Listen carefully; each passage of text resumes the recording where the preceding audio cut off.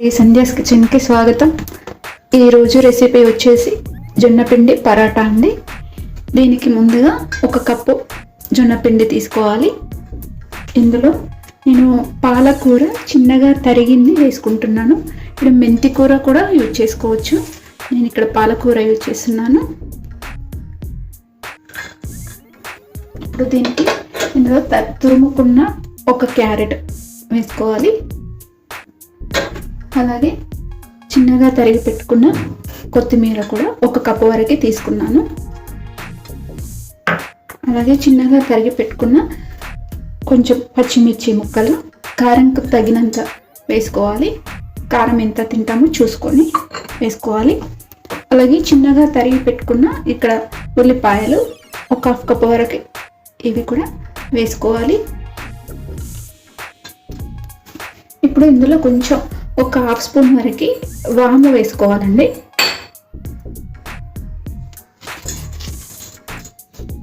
ఇలా 1/2 స్పూన్ వరకు వాము వేసుకోవాలి. ఇదంతా కూడా కలిపేసుకోవాలి.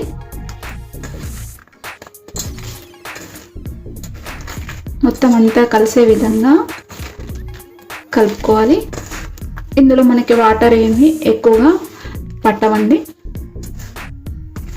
వాటర్ ఏమైనా పడితే 1/4 కప్పు వరకు మనకి పడుతుంటాయి వాటరు. చూసుకొని ఇదంతా ఒకసారి కలిపిన తర్వాత వేసుకోవాలి.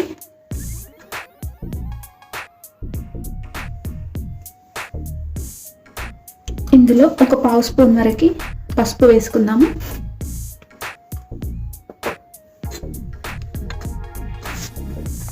మొత్తం ఇలా మిక్స్ చేసుకున్న తర్వాత ఇందులో కొన్ని వాటర్ వేసి కలుపుకుందాం. ఇప్పుడు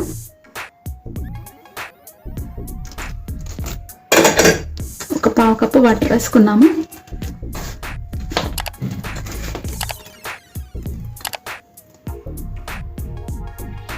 చూడండి, ఇప్పుడు ఇలా మనం తడిపేసి దీన్ని ఉంచుకోవాలి.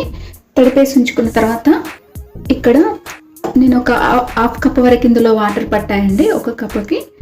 ఇప్పుడు దీన్ని ఇలా తడి క్లాత్తో కప్పేసి ఉంచుకోవాలండి. 1 గంట వరకు పక్కన పెట్టేసుకోవాలి. దీన్ని 1 గంట వరకు పక్కన పెట్టి చేసుకోవాలండి.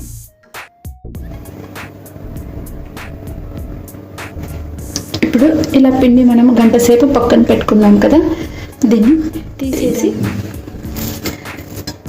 చూడండి, మనకి ఎంత చాలా బాగా మంచిగా నానిందండి పిండి. ఇలా ఒకసారి అంతా కూడా కలిపేసుకొని ఇలా కొంచెం పిండిగా తీసుకొని ముద్దలుగా చేసుకొని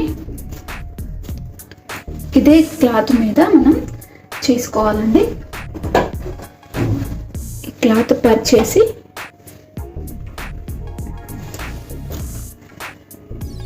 ఇలా వైట్ క్లాత్ తీసుకున్నాం కదా,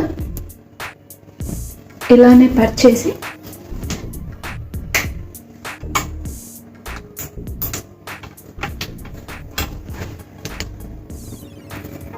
ఇప్పుడు ఈ క్లాత్ మీద ఇలా మనం చపాతీలా చేసుకోవడమే. ఇలా చేతితోనే మరి సన్నం కాకుండా మరి లావు కాకుండా చూసుకొని చేసుకోవాలండి. ఇలా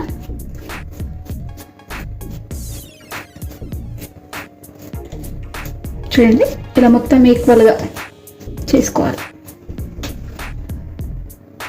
ఇప్పుడు ఈ విధంగా చేసుకున్నాం కదా, ఇప్పుడు స్టవ్ ఆన్ చేసుకొని మనం పాన్ పెట్టుకుందాము. మనకు పాన్ కూడా వేడైందండి. ఇది తీసుకున్న మనం ముందుగా చేసుకున్నాం కదా ఈ పరాటా, ఈ క్లాత్ మీద నుంచి తీసేసి ఇలా వేసుకోవాలి. ఇది కొంచెం వేగాలి. ఇప్పుడు ఇది 1 సైడ్ వేగింది కదా, ఇప్పుడు ఇది 2వ సైడ్ ఇలా వేసుకోవాలి. ఇలా వేసుకున్న తర్వాత కొంచెం ఆయిల్ ఇలా వేసుకొని మీద కూడా ఇలా ఆయిల్ లేదా నెయ్యి కూడా చేసుకోవచ్చు.